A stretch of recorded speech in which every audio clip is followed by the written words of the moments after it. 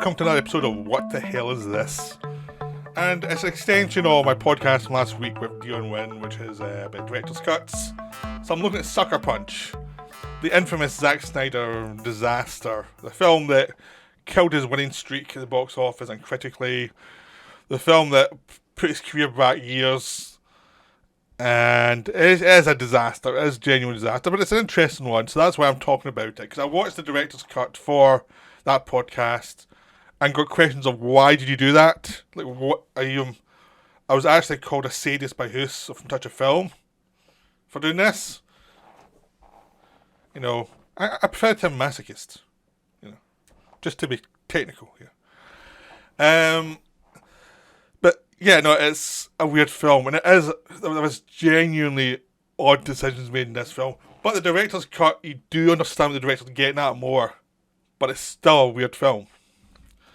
But so I saw this film just when it hit like home media really. I knew from the just from the reviews that not to bother going to cinema to see it. Like, it was a mess. I just never bothered. I saw it on video or whatever, DVD, Blu-ray, whatever. I think I bought the Blu-ray and got on the cheap, and I got both cuts of it. So I watched the theatrical. It was bloody awful, and I was like, whoa. What the hell am I watching? What is this? This is... Because when you first see it in the theatrical cut, is genuinely confused. Because it's all about objectification of women. And objectifies women so much. And there's so much cut out of this film, the theatrical cut, that's... makes a bit more sense of what they're trying to do. That it's a mess. It just backfires so badly, and it's one of those ones because the director's cut that we have in the disc is still 2 hours long. It's like, you should just have released this, because you wouldn't get any more screens out of this, and at least we would have got your idea. Even though it's flawed, we would have got what you were trying to go for.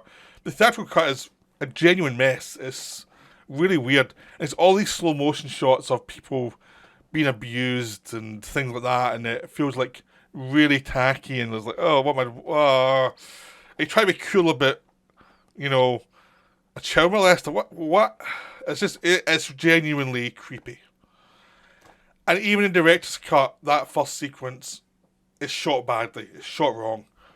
I think what they're trying to do is do this kind of melodramatic thing of what's going on inside the character's head and what leads them to this, leads to that. But unfortunately, because you're shooting everything like a melodramatic slow motion thing, there's something that would have been much more effective, just done straight and just showing these are the facts, would have had much more impact. But it's also because you've got levels upon reality, and each reality is shot the same way. That even though that you know in the film, as you see the director's cut, you're trying to show different levels of reality and what's the reality and what's not, and how they're interlink. Always shooting them all the same way makes it much more difficult to figure out. And it's really hard to watch in the theatrical cut because the first sequence is so horrific and so misjudged and so ill-timed. The whole film feels that way ultimately in the theatrical cut. It does feel genuinely like, what were they thinking? But the director's cut does feel a bit better. It does feel like there's more context to everything. And it is a much easier viewing experience. Like, you can see, this is a flawed film they're trying something with, rather than this is a holy mess of what the fuck are we... So the film has 3 levels of reality. The first level is we're seeing Baby Doll, who's this girl who's just went to maturity, and she's her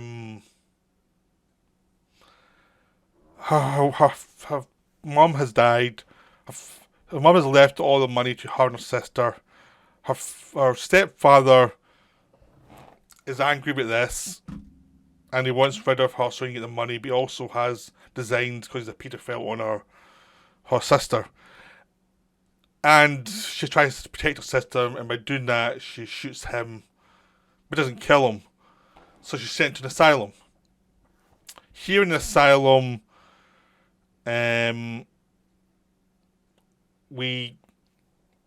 she's about to get lobotomized, but the father's paid off to get her lobotomized, so she's not a threat to him.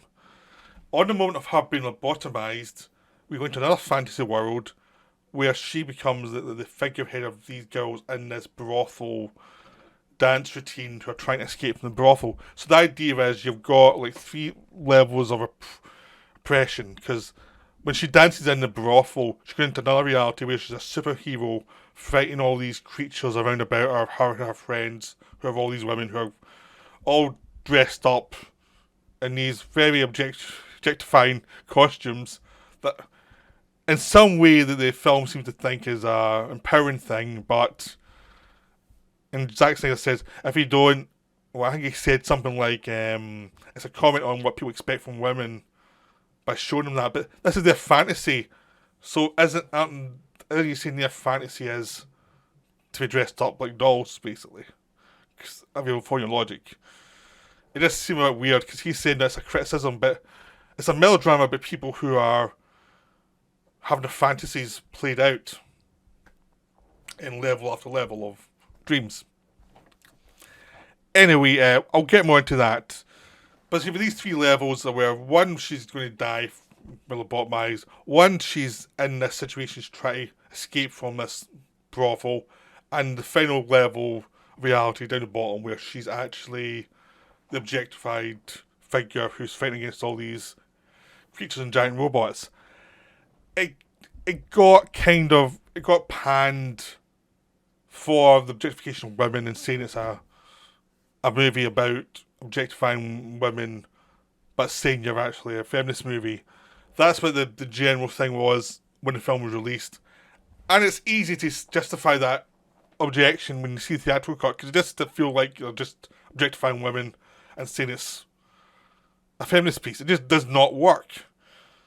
The director's cut makes more sense, though. Doesn't mean that it works, but you can see much more, because that takes 10-15 minutes. You get the sense of that we're in a kind of world, a fantasy world within fantasy world. You're not quite sure what the reality is. It's meant to be 3 levels of objectification of women. One where because they're objecting to cruelty to the world, they're viewed as mad and they're easily put into this institution. One where they're just viewed as a sexual object. And one where they're fighting back the best way they can with using imagination. They're using these fantasy worlds of 30s pulp, because all the stuff you see there is 30s pulp stuff. You get a few things that seem to come in from a future world almost, but genuinely does usually feel like 30s pulp stuff. So I want to allow for a few mistakes here or there and a few kind of design flaws, but I still don't think if this is their objective fantasy, that they would dress themselves up like this. It's not quite explained the way that it actually works. It just literally feels like it's a male fantasy. But I think they're trying to do an Alice in Wonderland thing of it's like not everything's simplistically easy to pare down. Like the reality of the real world is still kind of almost like a dream. And the reality of the fantasy world's a dream, the reality of the middle world's a dream. But the middle world's more like the real reality, this thing they're trying to escape from. So it's a bit more real than the other 2 worlds. So it's sort of like a dream above and a dream below. I think that's what they're trying to get at. That's why these different worlds are shot the same way. But it doesn't work, because you feel like you're in this world where the real world is shot so fantastically that, and so much slow motion that it feels like, especially in the theatrical cut, it does feel like it's exploitation. The world with the fighting and all the robots and all the other things, blowing them up and shooting them and stuff like that. I mean, it is a kind of thing of a woman's and a man's world and destroying them all and all of that, but they are still dressed up as sexual figures. So I think they're trying to make an idea of it's more ambiguous, because their reality of their imagination's been infected by the imagination of what's inflicted on them in the brothel, so their only worth to themselves is how sexy they look and that kind of thing. And it's like it's meant to be a kind of criticism of it by how their imaginations become a thing of giant robots and sexuality and things, and it's meant to be more complicated. But it doesn't really come across in the theatrical version. In the other version, director's cut, you can accept that a bit more. But I still think it needed more nuance. I think that script needed more nuance. I think they needed another writer to come in and just try and work through everything with Snyder and say, like, this comes across badly. Maybe you need to pull back a bit and do other things with it. It was kind of feeling like each level didn't have the differentiation of worlds.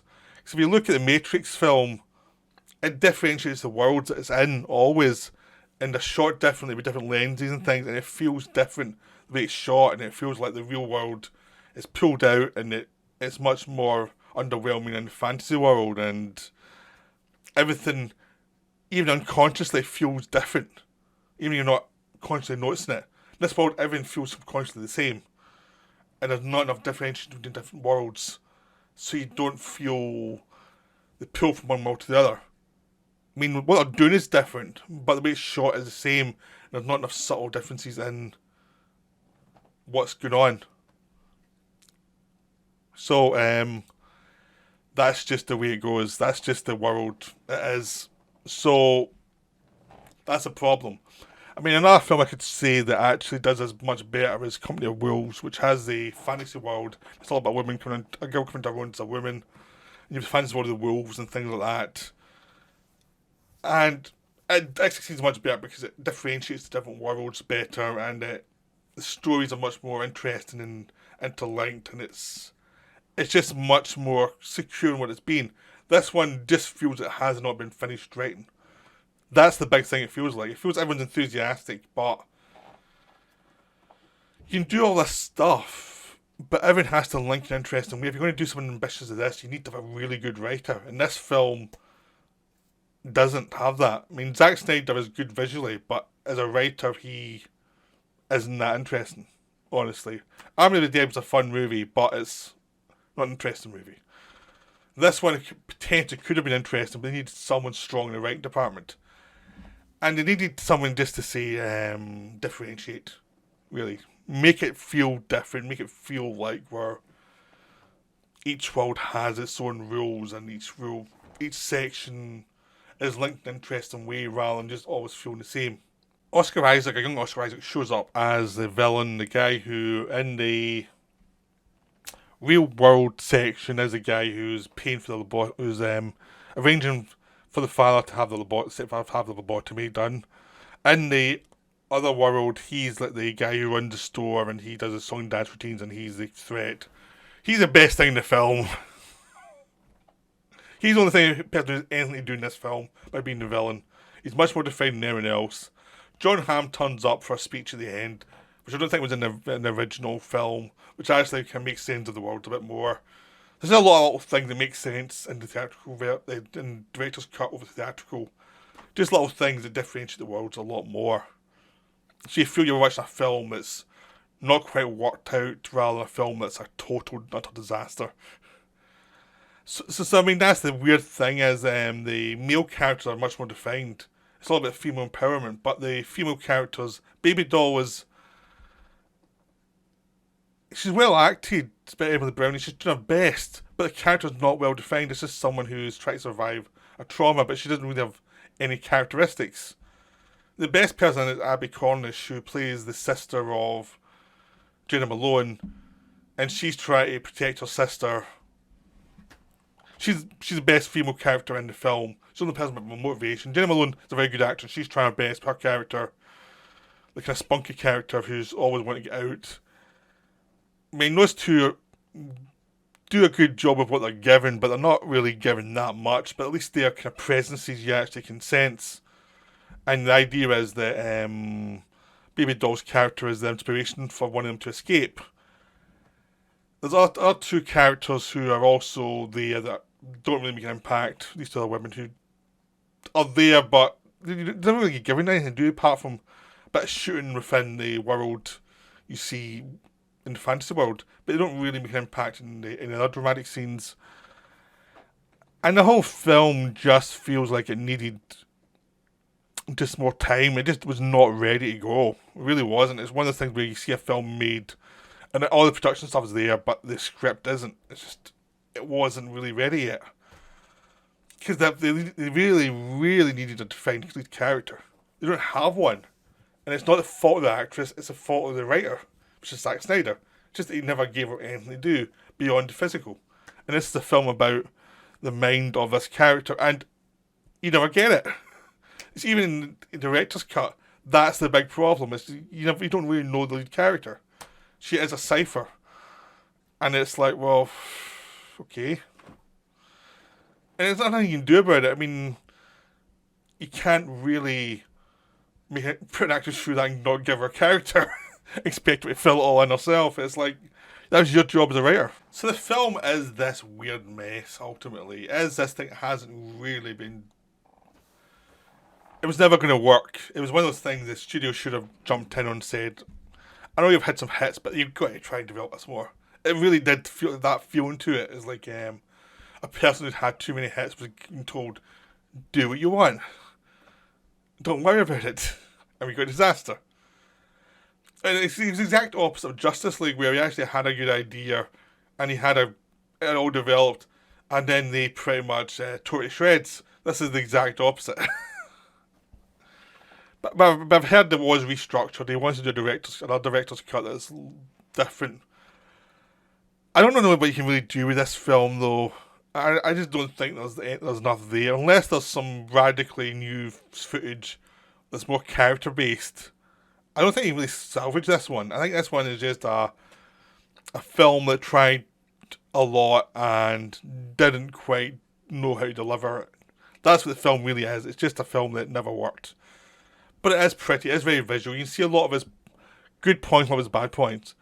Basically, he can't shoot an action scene that's not over the top.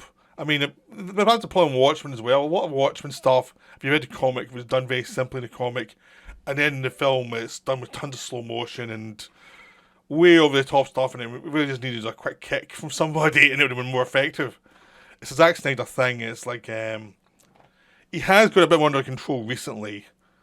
But sometimes he overdoes the visuals and gets sucked up into his own style.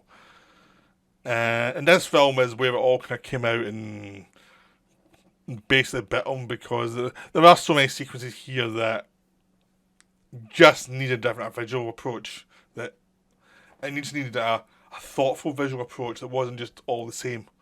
Because it's like being in a film, it just has the same pace and get all the way through. This one film. This film has that feeling, but also feels oppressively the same. Like even the action scenes feel oppressively the same style, really, than other places. So you never really escape from the old style. You never get a sense of escape from these characters from the old place. You just get a feeling of it's the same old place. And there's no joy, because there's no place going from one place to the other where there's a bit of joy. Like you think in the fantasy sequences, there should have been some joy for the characters, even though they're fighting. There was none of that, because it always feels the same as other sequences. Like, just the way it's been shot, and it just feels like it's been monotonously the same. So even the director's cut, there's that feeling to it. I don't think there's much more I can say of this film. I mean, I see I'm kind of struggling, like, there's good stuff, but there's also bad stuff, and there's nothing that you can really... It's just the style, it's the problem. It's just ill thought through is a problem. So I hope you enjoyed this video. I hope I didn't ramble too much. But it was a kind of struggling, weird one, because I did talk about it a little bit in the podcast, but I felt there was more to say about it. So here it is. Here's my whole thing about what the hell was this. Sucker Punch. Hope you enjoyed this video. I'll be back next week with some more, and I should hopefully be shooting a podcast with SGS Arts soon about political propaganda in films. So that's what we've planned. So hopefully that'll be done pretty soon too. Right, bye for now.